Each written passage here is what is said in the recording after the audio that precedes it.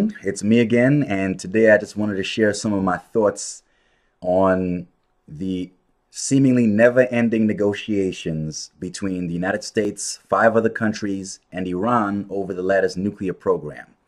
As you can see in the tagline or the title of this video, in a nutshell, my position is I hope that the US and Israel in particular are coming up behind the scenes with a plan B, a peaceful, non-military plan B, to deal with the possibility of a nuclear-armed Iran in the event that that ends up transpiring. Because I honestly think there's a decent possibility that it will come to pass, and that neither the US nor Israel will be able to stop that from transpiring, whether through military or diplomatic means. Now, part of the reason that I think it's possible Iran will end up getting a nuclear weapon and that diplomatic efforts to stop it from doing so will fail is that it's really just the nature of the Iranian regime. This is a regime that is repressive, that systematically violates human rights, and that really has been the foremost sponsor of non-state terrorism in the Middle East. Through its support, particularly for organizations like Hezbollah, throughout the past 30 or more years.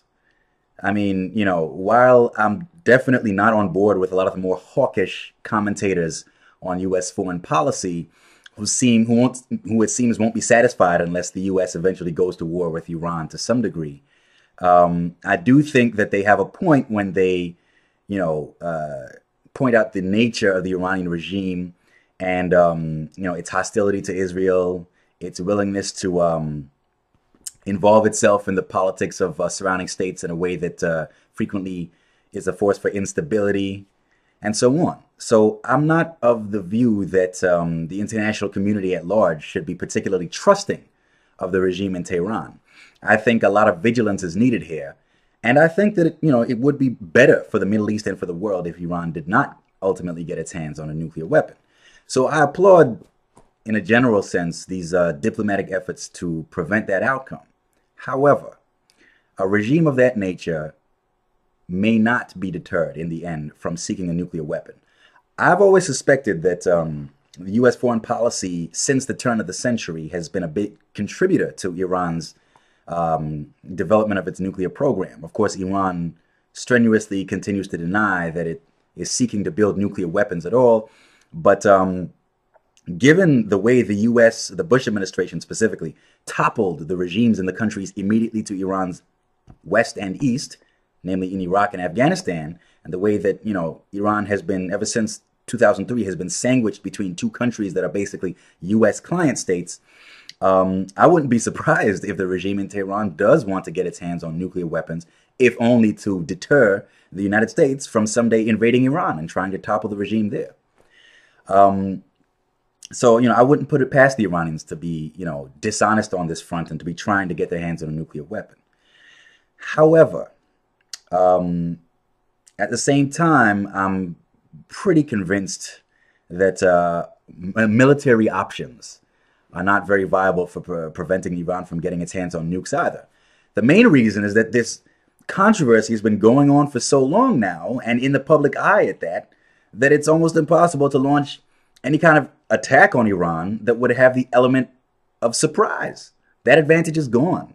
In 1981, Israel was able to launch an airstrike on a nuclear reactor that Saddam Hussein was building in the city of Osirak in Iraq. That raid succeeded because the Israelis had the advantage of surprise. There's no advantage of surprise here, okay? These discussions have been going on for almost a decade now. I remember when I was back in college, in the fall of 2005, I was hanging out with my best friend in his dorm room.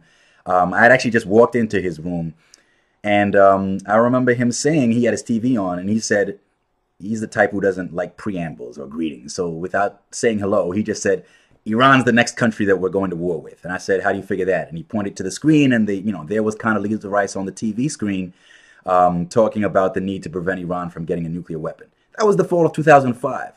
In the following January, in 2006, I participated in a competition in Canada called Canada's Next Great Prime Minister. Don't ask. And essentially, we were, 5 contestants on a Canadian TV show, competing to, offer ideas about major reforms we would make if each one of us were Prime Minister of Canada.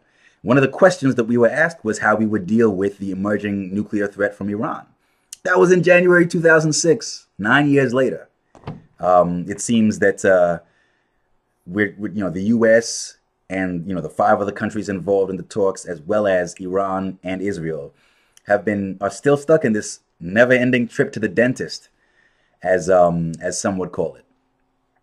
So honestly, I don't see any military strike on Iran succeeding because, the hostility of the U.S. and Israel to the prospect of, Iran getting a nuclear weapon is so well known now that I'm sure the Iranians have busily spent the past decade making military preparations for it. In addition to that, according to what I've read, Iran's nuclear facilities, whatever facilities it's managed to develop so far, are less scattered than Saddam Hussein's nuclear reactor was. And a lot of them are located in mountainous regions of the country, sometimes underground or even under mountains, where airstrikes would be a lot less effective at hitting them. And Lord knows the United States military is stretched plenty thin right now and has its hands full dealing with problems in Afghanistan and Iraq. So I just don't see, and of course, as for Israel, Israel's military, it's not as if Israel has ever projected its military might very far beyond its borders. It has too much. Again, it has its hands full. It always has ever since the country was founded. It has to focus on affairs closer to home. So beyond these occasional airstrikes in countries like Iraq in 1981 or Syria in 2007, it's rare for Israel to project its military power very far beyond its borders. In addition to that, doing so would just inflame Arab public opinion that much more against Israel. And of course, Israel already has more than enough headaches in that department. So I'm not confident that in the long run, at least, any military action would prove to be much of a solution to the problem of a nuclear Iran. So for those reasons, I certainly hope that Washington and Tel Aviv are planning a long-term strategy for containing a nuclear Iran, because I think there's a distinct possibility that in the end, we in the international community will have to deal with exactly that prospect. And that I don't think we should go all to pieces over that. If you look at, obviously, the United States remains the world's only superpower, hyperpower, as it's called in some quarters. As for Israel, for all that it's a small country surrounded by hostile neighbors, it is still far and away more powerful militarily and more prosperous economically than any of those neighbors. Israel has the muscle to defend itself. And of course, probably the biggest open secret in international relations is Israel's possession of nuclear weapons. It won't admit to them. It officially denies having them, but everyone knows that it does have them. The Iranians know that too. And for all that Iran war hawks like to claim that, the Iran's regime is so radical and so fundamentalist that they can't be deterred, they can't be contained, I'm not convinced that that's the case. I've seen analyses from various foreign policy experts over the past few years that have convinced me there is at least some hope for convincing Iran's leaders on a rational level not to bite off more than they can chew and not to mess with Israel, particularly, or any of their neighbors for that matter, on a nuclear weapon, on a nuclear level. So there you have it. While it would be preferable not to allow Iran to develop nuclear weapons, I think we all have to face up to the possibility that those efforts will fail and that Iran will develop those weapons, and we have to devise a strategy for dealing with that. The Western world managed to survive a 40-year Cold War with the Soviet Union, which was nuclear armed and vastly more powerful and influential than Iran could hope to be, and somehow we made it through that conflict in one piece. I'm convinced we can do the same with Iran as well. So let's not be overly pessimistic or optimistic on this front. Let's recognize that Iran may be destined to get a nuclear weapon, but let's also not fly off the handle and go charging off into another Middle Eastern conflict that will probably end disastrously, just like the last two ones did. And so that's, those are my 2 cents. I think that we need to recognize that in international relations, there are situations that have no real solution, whether diplomatic or military. Sometimes we need to recognize that both peaceful and muscular methods of dealing with these problems are bound to fail. and that the problem ultimately can only be managed rather than solved outright. I think this is one of those problems. So once again, agree, disagree, agree in part, disagree in part. Feel free to let me know, and I look forward to the discussion. See you later.